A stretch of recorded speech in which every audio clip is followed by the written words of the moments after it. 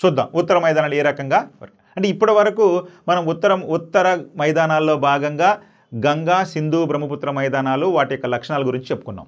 ఇప్పుడు వర్గీకరణ ఏ విధంగా చేస్తున్నారో చూద్దాం.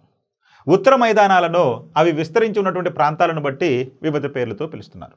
మనం చెప్పుకున్నాం సింధు మైదానం, గంగా మైదానం, బ్రహ్మపుత్ర. సో అవి ఎట్లా ఉండేవి చూద్దాం. ఫస్ట్ది సింధు మైదానాలు. సింధు నది యొక్క ఒండ్రు మట్టి నిక్షేపాలతో ఏర్పడినటువంటి మైదానాలను సింధు మైదానాలను పిలుస్తారు. వీటిని స్థానికంగా అవి ఏర్పడిన విధానాన్ని బట్టి వివిధ రకాలుగా పిలుస్తారు.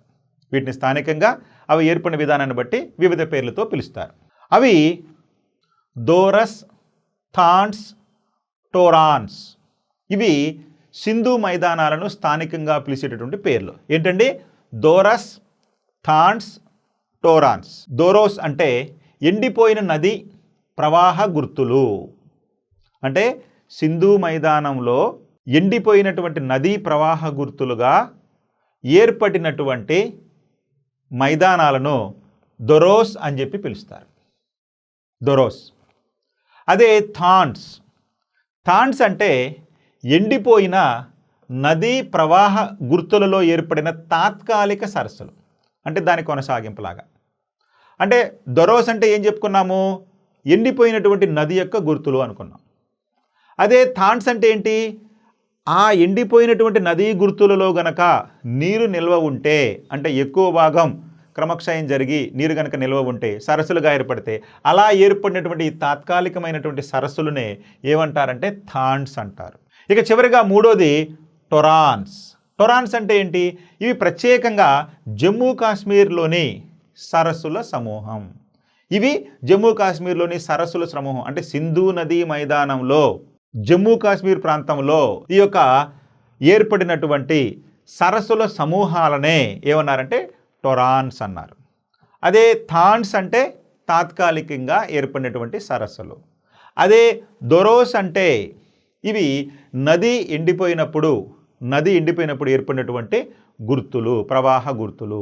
ఇవి స్థానికంగా సింధు మైదానంలో ఉన్నటువంటి పేర్లు, స్థానికంగా హిందూ మైదానానికి సంబంధించినటువంటి అంశాలు. నెక్స్ట్ ఇప్పుడు పంజాబ్ మైదానాలు. ఉత్తర మైదానాల వర్గీకరణలో భాగంగా సింధు మైదానం గురించి చెప్పుకున్నాం. ఇప్పుడు పంజాబ్ మైదానాలు. ఇవి రావి, బియాస్, సట్లజ్ నదుల యొక్క ఒండ్రు మట్టి నిక్షేపాల వల్ల ఏర్పడిన మైదానాలు.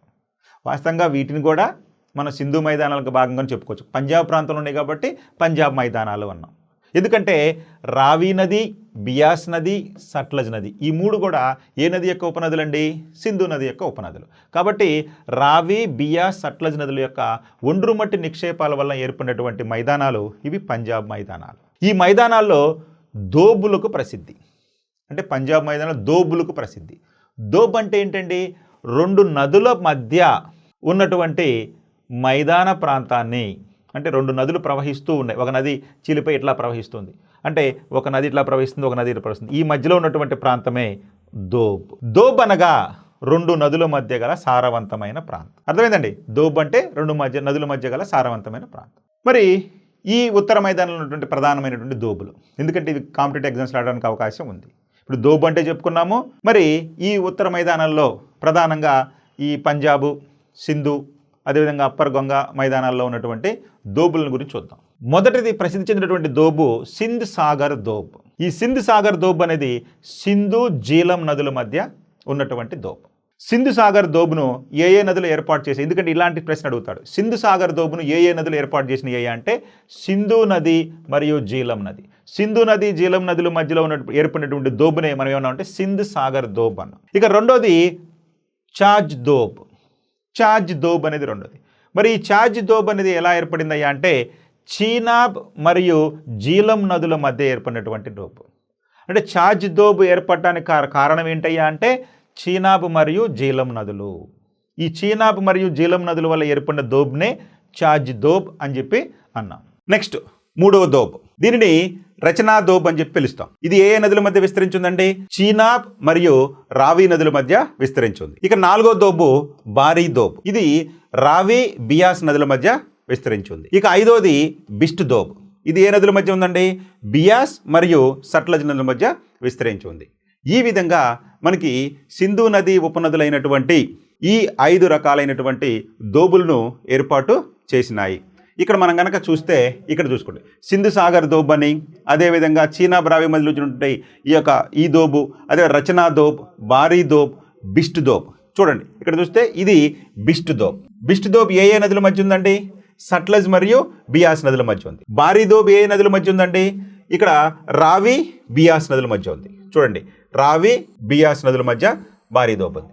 అదేవిధంగా మనకి చీనాబ్ రావి నదుల మధ్య ఉందండి, రచనా దోబ్ ఉంది. ఇది రచనా దోబ్.